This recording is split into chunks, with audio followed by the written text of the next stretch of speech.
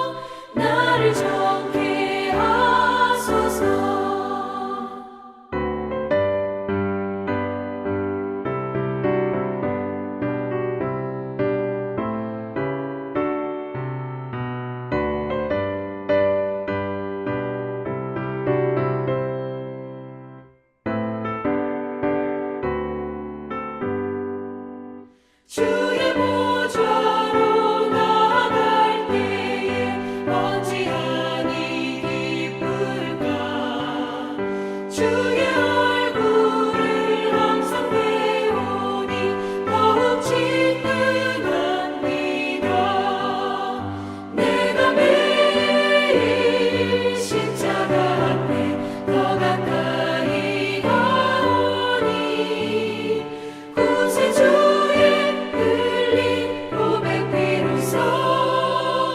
나를 정케 하소서. 우리 구주의 넓은 사랑을 증명할 자 없으며 주가 주시는 참된 기쁨도 헤아릴 수 없도다. 내가 매일 십자가 앞에 더 가까이 가오니 구세주의 흘린 고백 비로소 나를 정케 하소서.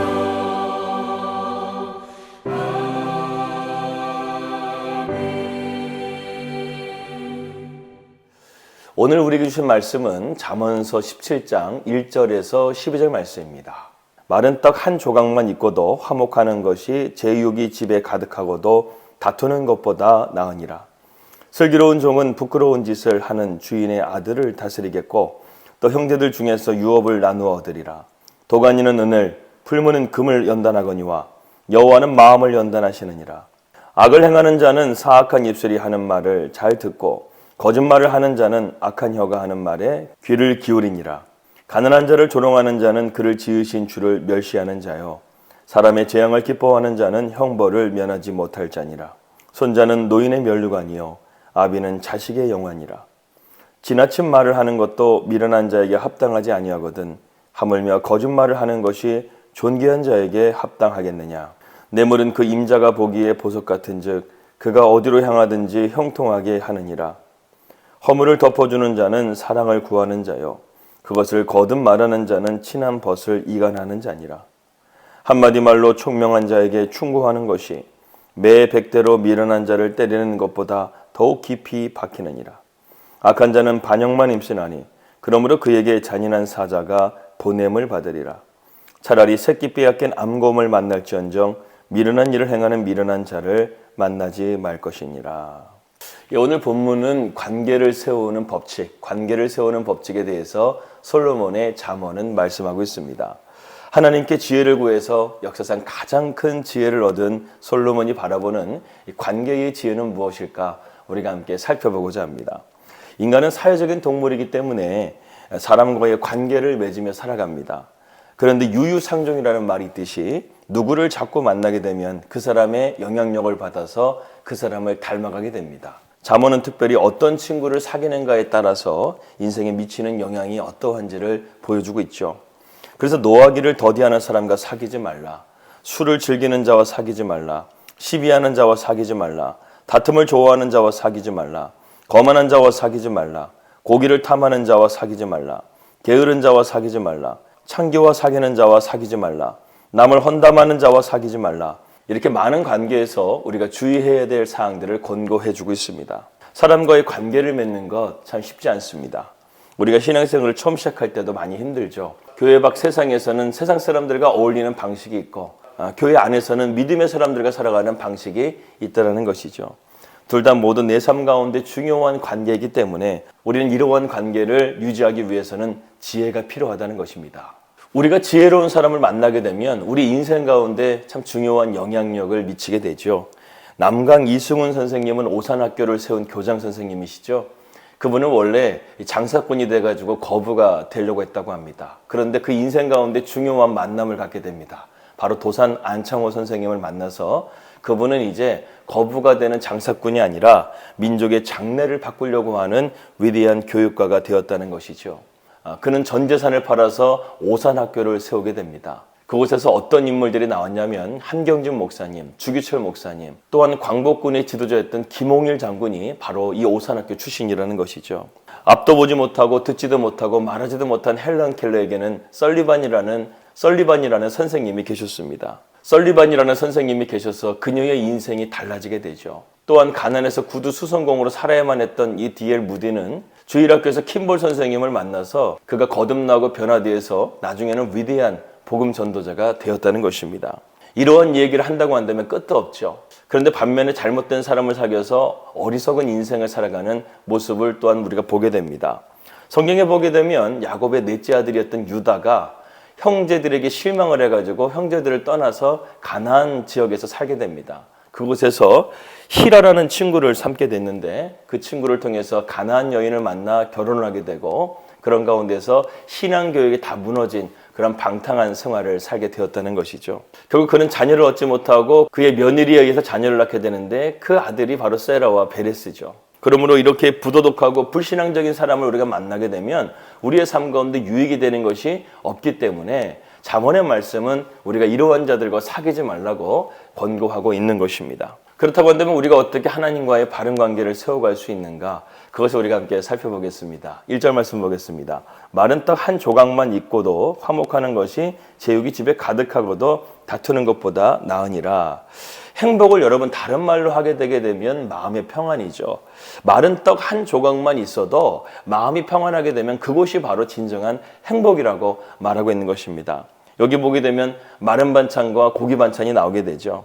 옛날에는 잘 사는 집은 항상 이 점심에 도시락을 까보면 고기 반찬이 나오더라고요. 근데 저는 뭐 집안이 가난해가지고 뭐 김치나 뭐 깻잎이나 뭐 멸치 이러한 반찬들을 이제 싸가게 됐습니다. 그래도요, 그때가 참 행복했던 것 같습니다. 매일 6남매가 같이 TV도 보고 누님들이 살 뺀다고 운동도 하는 것도 보고 또 성탄절이 되게 되면 가족들끼리 트리도 만들고 참 그때가 참 평안하고 행복했던 것 같습니다. 그 요즘은요, 이 6남매가요, 서로 바빠가지고 1년에 명절 아니면 어머니 생신 때 그럴 때 아니면은 만나기도 어렵다는 것이죠. 오히려 매일 보는 우리 성도님들, 매일 보는 우리 하세요 가족들이 더욱더 가까운 가족인 것 같습니다. 여러분, 행복은 화목이죠. 행복은 외부적인 조건에 의해서 주어지는 것이 아닙니다. 진정한 행복한 삶은요, 우리의 마음의 평안이라는 것이죠. 진정한 평안은 오직 예수님만이 줄 수가 있습니다. 오늘도 예수님과 함께 동행하심을 통해서 여러분의 삶 가운데 참된 평안이 있기를 주님의 이름으로 축복합니다.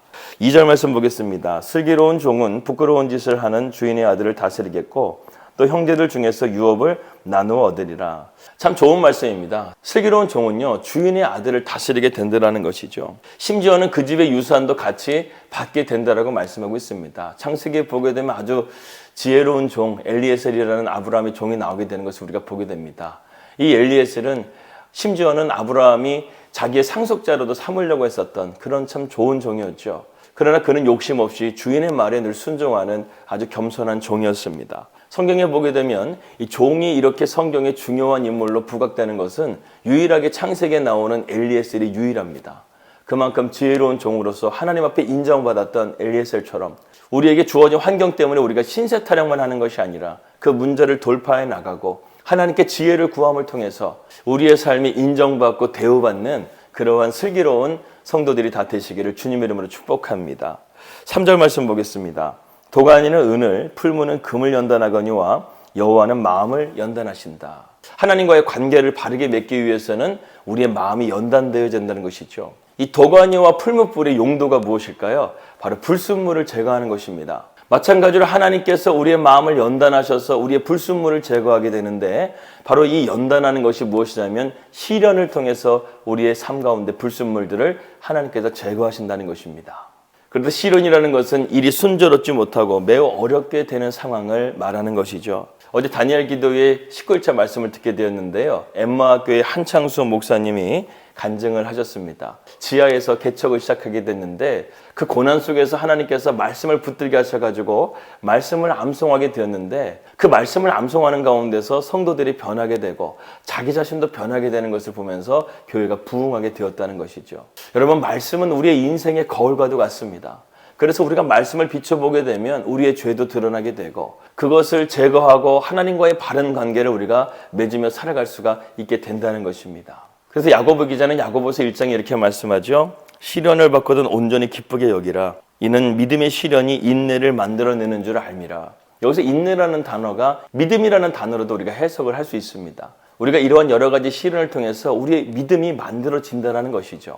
아브라함도 그렇게 해서 믿음의 조상이 된 것이고 모세도 그렇게 해서 믿음의 사람이 된 것 아니겠습니까? 그러므로 우리가 시련을 바라보게 될 때 다른 시각을 가질 수 있게 바랍니다. 시련을 통해서 우리의 믿음이 자라고 예수님을 닮아가고 열매를 맺는 삶이 되시기를 주님의 이름으로 축복합니다. 물론 시련이라는 것은 버겁고 힘들죠. 그러나 주님은 오늘도 우리가 믿음으로 이 시련을 견뎌내고 이겨내는 삶을 통해서 그 문제를 돌파하게 하실 것입니다. 9절 말씀 보겠습니다. 허물을 덮어주는 자는 사랑을 구하는 자요 그것을 거듭말하는 자는 친한 벗을 이간하느니라. 허물을 덮어주는 것은 그 사람을 사랑하는 것이라 이렇게 말씀하고 있습니다. 또한 베드로 사도는 베드로전서 4장 8절에서 무엇보다 열심으로 서로 사랑할지니 사랑은 허다한 죄를 덮는다고 했습니다. 우리가 상대방의 허물을 덮어주는 것도요, 사랑이 없으면 안 된다는 것이죠. 오늘날에는 덮어주기보다 자꾸만 들춰내려고 하는 그러한 세상이 되어버렸습니다. 그러나 이렇게 자꾸만 허물을 들춰내고 상대방을 헐뜯게 되게 되면 내 주변에 사람들이 없어져요. 그 사람과 누가 사귀고 싶겠습니까? 비판하는 사람에게는 비판하는 사람만 모이게 돼서요, 골치 아플 뿐입니다. 우리가 항상 사랑을 가지고 상대방의 허물을 덮어주고 또 따뜻하게 격려하고 위로해주고 칭찬해줄 수 있는 그러한 우리 성도들이 다 되시기를 축복합니다. 10절 말씀 보겠습니다. 한마디 말로 총명한 자에게 충고하는 것이 매 100대로 미련한 자를 때리는 것보다 더욱 깊이 박히느니라. 참 대단하죠. 100대를 맞아도 고쳐지지 않는 사람이 있어요. 그런데 지혜로운 사람은요, 한 대 맞고도 왜 내가 잘못했는지를 깨닫고 바로 그 방향을 바꾸는, 고치는 사람들이 있다는 것입니다. 이런 사람에게 충고하라는 거예요. 충고는 아무나 하는 것이 아닙니다. 고쳐지지 않을 사람에게 자꾸만 하게 되면 도리어 화를 입히게 된다는 것이죠. 오늘 12절 말씀에 그 말씀이 나와져 있습니다. 차라리 새끼 빼앗긴 앙곰을 만날지언정 미련한 일을 행하는 미련한 자를 만나지 말 것이니라. 미련한 자에게 이런 충고해봤자 오히려 내가 큰 피해를 입게 된다는 것입니다. 여러분, 암곰이 새끼를 잃어버리게 되면 얼마나 무서운지 아십니까? 얼마 전에 제가 유튜브를 하나 보게 됐는데 그 유튜브에서요 수컷이 발전기가 나가지고 암컷에게 다가오는 거예요. 근데 암컷은 새끼가 있었습니다. 근데 야생에서요 이 수컷은 다른 새끼가 있게 되면 그 새끼를 죽이고 자기 새끼를 가지고 싶어 합니다. 그래서 암컷을 제치고 그 새끼를 자꾸만 죽이려고 했다라는 것이죠. 그런데 이 암컷이요 결사적으로 이 수컷과 싸우게 됩니다. 무섭게 싸웁니다. 그렇게 해서 절벽 끝에까지 몰리게 되었는데 어떻게 하다가 이 암컷이 수컷을 절벽으로 밀쳤는데요 떨어져서 수컷이 죽어버렸어요. 이 새끼를 가진 암곰이 얼마나 슈퍼 파워인지를 깨닫게 되는 장면이었습니다. 근데 여러분 이 암곰이 새끼를 잃어버렸다고 생각해 보십시오. 얼마나 무섭겠습니까? 그런데요 이보다 더 무서운 사람이 어떤 사람이냐? 미련한 사람이 이보다 더 무서운 사람이라는 것이죠. 여러분 이처럼 우리는 삶 가운데서 여러 가지 관계를 맺고 살아가고 있습니다. 더 중요한 것은 하나님과의 관계죠. 이러한 관계를 유지하기 위해서는 지혜가 필요한데요. 우리 주님께서요 이러한 지혜를 주시는 지혜의 친구를 우리에게 보내주셨습니다. 그분이 바로 성령님이십니다. 에베소서 1장 17절 말씀 보게 되면 지혜와 계시의 성령을 너희에게 주사 이렇게 말씀하고 있고 이사야 11장 2절 말씀 보게 되면 여호와의 영 곧 지혜와 총명의 영 모략과 재능의 영 지식과 여호와를 경외하는 영이 우리 안에 함께 하시겠다고 말씀하고 있습니다. 여러분 우리 안에 이 지혜의 성령이 계시게 되면 우리는 하나님과의 관계 속에서도 사람과의 관계 속에서도 성령님께서 우리와 동행하셔서 우리로 하여금 좋은 관계를 맺게 해주십니다. 또한 지혜의 성령님께서는 그를 의지하는 자에게 진리로 인도해 주시고 늘 우리를 가르쳐 주시는 반면교사가 되어주신다는 것이죠.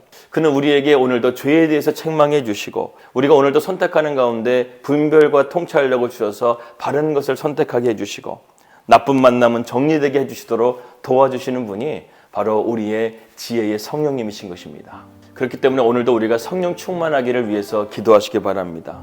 그래서 성령께서 우리에게 지혜와 총명을 주셔서 범사에 하나님을 의지하게 하시고 오늘도 하나님을 기쁘시게 하는 삶으로 우리를 인도해 달라고 성령님께 기도하시는 저와 여러분들이 되시기를 주님의 이름으로 축복합니다. 여러분 세상의 지혜는 한계가 있습니다. 우리의 경험도 한계가 있습니다. 그러나 하나님의 지혜는요 한계가 없습니다. 우리 하나님은 문제보다 크신 하나님이십니다. 오늘도 우리가 하나님께 참된 지혜를 구함을 통해서 성령께서 우리와 함께 하셔서 우리에게 참되고 완전한 지혜를 주시기를 주님의 이름으로 기도합니다. 기도하겠습니다. 하나님 아버지, 우리는 세상을 살아가는 가운데서 많은 관계를 맺고 살아갑니다. 그러나 우리의 지식과 우리의 경험은 늘 한계에 부딪힙니다. 성령께서 우리와 함께 해주셔서 지혜의 길로, 진리의 길로, 생명의 길로, 안전하고 평안한 길로 인도하여 주시옵소서. 그래서 하나님을 기쁘시게 하는 삶, 그리고 사람과의 관계 속에서 서로에게 유익이 되는 복된 삶이 될 수 있도록 인도하여 주시옵소서. 예수님의 이름으로 기도하였습니다. 아멘. 오늘도 성령님께서 저와 여러분들의 삶 가운데 지혜로서 인도해 주시기를 축복합니다. 평안하십시오. 오늘도 주님은 여러분들과 함께 하십니다. 할렐루야.